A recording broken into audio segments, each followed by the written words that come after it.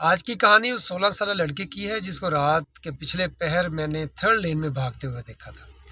حیرت کی بات یہ ہے کہ وہ ٹریفک کے بہاؤ کے مخالف بھاگ رہا تھا۔ میں اس کو آبزرو کر چکا تھا۔ میں نے ساتھی آفیسر سے کہا گاڑی سائڈ پہ روکیں۔ میں نیچے اترا، میں نے اس کو آواز دے کے روکا اور پھر سیفلی میں اس کو ہارٹ شولڈر پہ لے آیا۔ میں نے اس سے پوچھا بیٹا رات کے 4 بج رہے ہیں، اس وقت آپ کہاں جا رہے ہیں؟ تو اس نے کہا کہ روڈ کی دوسری طرف میری نانی اماں کا گھر ہے، میں وہاں پہ جا رہا ہوں اور میں اکثر وہاں پہ آتا ہوں۔ اس کے بولنے سے میں فوری سمجھ چکا تھا بچہ سائیکولوجیکل ڈس آرڈر میں داخل ہو چکا ہے۔ میں نے اس کو سمائل پاس کرتے ہوئے کہا کہ رات اتنی لیٹ جو بچے اپنی نانی اماں کے گھر جانا چاہتے ہیں ان کو ہم پروٹوکول کے ساتھ اپنی گاڑی میں بٹھاتے ہیں اور پھر چھوڑ کے آتے ہیں، آپ ہمارے ساتھ بیٹھ جائیں۔ اس نے مجھے پوچھا آپ کون ہیں؟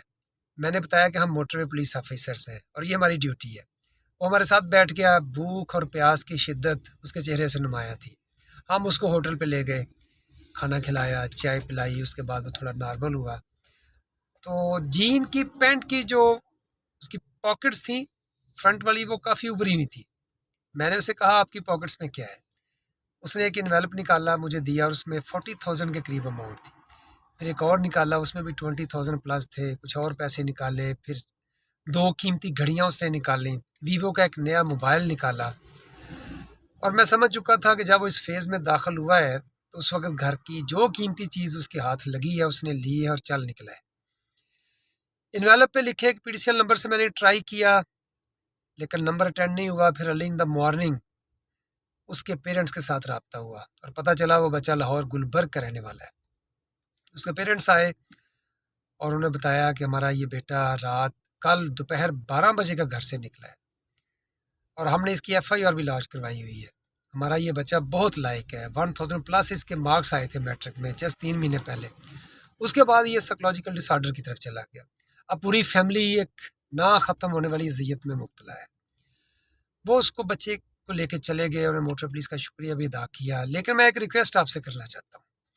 آپ کے جتنے بھی بچے ہیں جو اس وقت کسی بھی اکیڈمک کیریئر کے کسی بھی سٹیج پہ ہیں تو ان کو کبھی پوزیشنز یا نمبرز کی دوڑ میں ذہنی مریض نہ بنائیں۔ بچوں کو کبھی یہ گائیڈ نہ کریں کہ بیٹا آپ نے پوزیشن لینی ہے، آپ نے 90% پلس سکور کرنا ہے اور اگر آپ یہ نہیں کر سکے تو آپ معاشرے میں بہت پیچھے رہ جائیں گے، آپ کا فیوچر کوئی نہیں ہوگا، پھر آپ زندگی میں ناکام ہو جائیں گے۔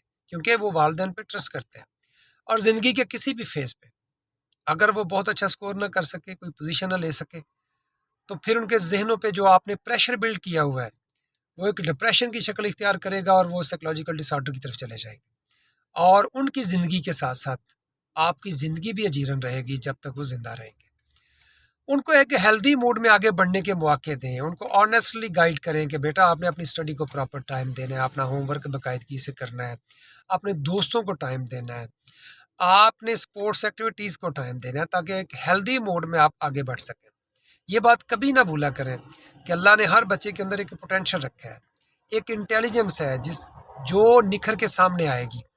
اسے والدین کی حوصلہ افزائی کی ضرورت ہے، اسے اچھے استاد کی ضرورت ہے، ایک ادارے کی ضرورت ہے تاکہ خدا کی دی ہوئی صلاحیتوں میں نکھار آ سکے۔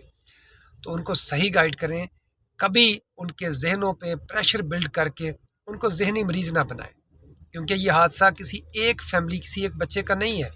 آپ دیکھیں اس طرح کے کئی حادثے آپ کو نظر آئیں گے کہ اس طرح کے بچے پھر پوری فیملیز کے لیے جب تک زندہ رہتے ہیں نہ ختم ہونے والی اذیت بنتے ہیں۔